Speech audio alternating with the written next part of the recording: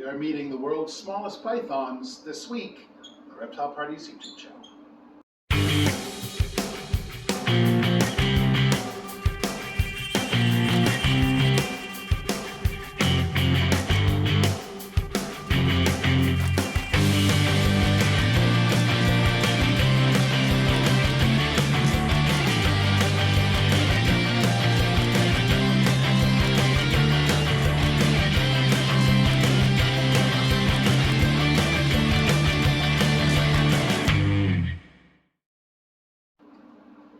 Hello, welcome to another episode of the Reptile Parties and YYC Nature Education Center YouTube channel.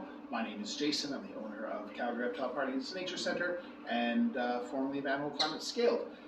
And probably one of the questions we get the most when it comes to snakes, after is it poisonous and does it bite, is what's the world's biggest snake? You know, we never get asked, what are the smallest? Little guys don't get the same attention. But this week, I'm actually going to introduce you to the 3 smallest python species on Earth. Now, Australia is home to pythons. Pretty much all their non-constrictors are pythons, so they don't have any boas there.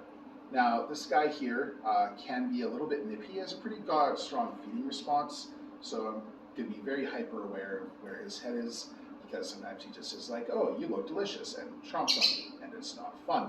Because he also coils and constricts. Now, it's not a big deal. I mean, his teeth are very small, but I don't feel like drawing blood today.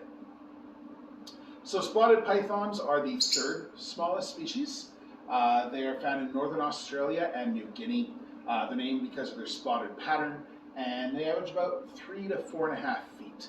They're quite a slender snake, so they don't. So that's certainly part of it. You know, there's other snakes that are around that 4-foot mark that aren't necessarily considered small because they're bulkier, or just sort of the way their body is shaped is kind of different.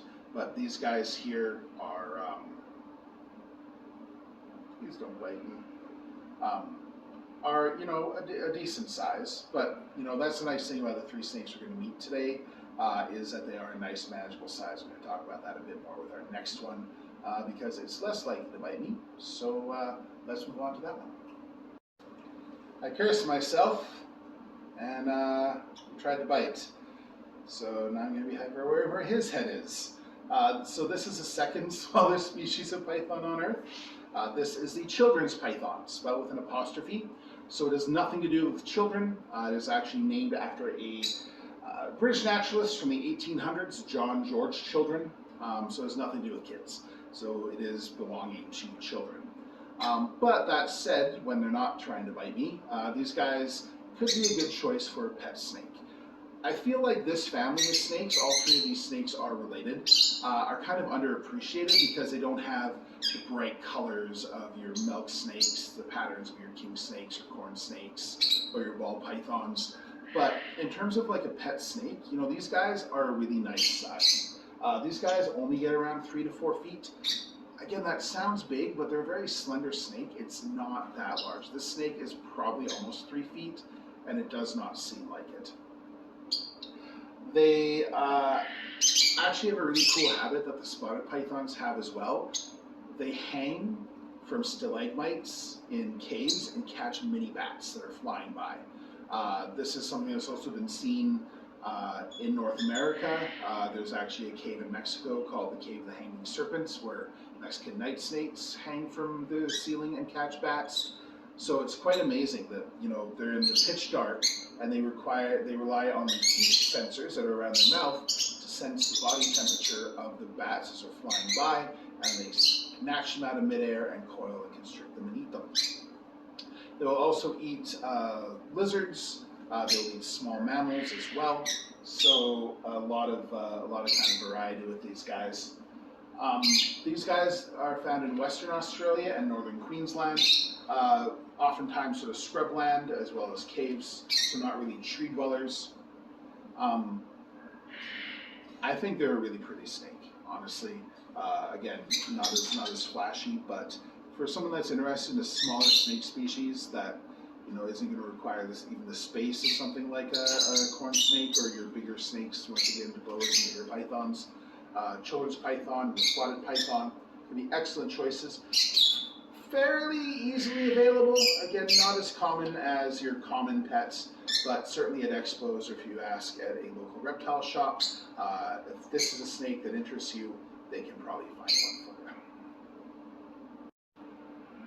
you. And here we go with the smallest python species on Earth, also known as the pygmy python. This is Australia's anthill python. So pygmy python, because they're small. Anthill python, because they are often found in termites' nests. Termites' nests can be a great place to hide from predators when you're a small animal, as well as termites attract all sorts of different animals that can be prey items for these particular snakes. They eat small rodents. You have to be careful with these guys. If you feed them too big of a meal, it actually stresses their body out. So he is eating fuzzy mice, and that's about as big as he's gonna eat. You don't want to go too big with them. They only grow 1.5 feet, so half the size of their children's and spotted python cousins. I actually had not seen an anthill python in person until May, when this pair, we have a male, this is our male, and we have a female as well, materialized on the table of Nelson with tails and scales. Nelson is a wonderful guy with high quality animals out in Toronto, but he also is an evil man who tempts me with all sorts of things because he'll bring in stuff that's not common, like the anthill python. And the opportunity to educate people, to share the 3 smallest snakes on Earth, or 3 smallest pythons, not smallest snakes, the 3 smallest pythons, I think is really, really cool.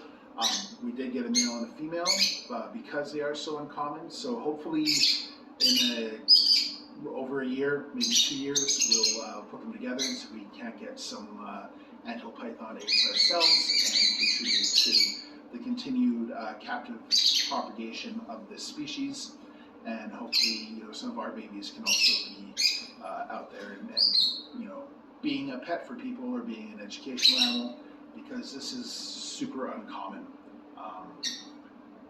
Yeah, like I said, I've been doing this for 14 years. I've been keeping reptiles for even longer, and so when I saw these guys, I was like, oh, yeah, okay, hi Nelson, put those aside for me, please. Found Northwestern Australia and some coastal islands. If you can find them, again, with them being so small, they're going to blend in really well with like the scrubland and the hotter, drier areas that they're found on. So, you could walk by this and not even realize it's there. Now, these are the smallest pythons. I've been very lucky that I've gotten the chance to work with the largest ones as well, the reticulated python and the Burmese python. So if you're interested in meeting some giants, check out this video up here with the reticulated python. And then you can also check out our video with the Burmese python. Well, not our Burmese python, but a Burmese python, courtesy of Little Rays. I love pythons. They're really cool snakes, and it's so cool that there's that variety where they can be a foot long like this, all the way up to your 20-foot plus retics. So that is our video for this week. Thanks so much for tuning in. I hope you enjoyed it. I hope you learned a few things about these awesome snakes. If you're thinking of getting a pet snake, always do your research. Always do your research with any kind of pet. But these guys, if you can find them with a spotted in children's, could definitely be an excellent addition to your home. So consider a spotted or a children's as your pet snake. We have a Patreon. Thanks to our Patreon subscribers for supporting us. $3, $6, and $10 Canadian a month gives you all sorts of backstage access, as well as if you're in Western Canada, it's membership to our nature center, so you can get discounts on merch and admission. If you come to Calgary, come check us out. ywcnaturecenter.com has all of our info on our public programs, as well as how to book a private show. So thanks for checking this out. Hit the like button, hit subscribe if you haven't yet, hit the bell to make sure you're notified about new videos, and we'll see you next time.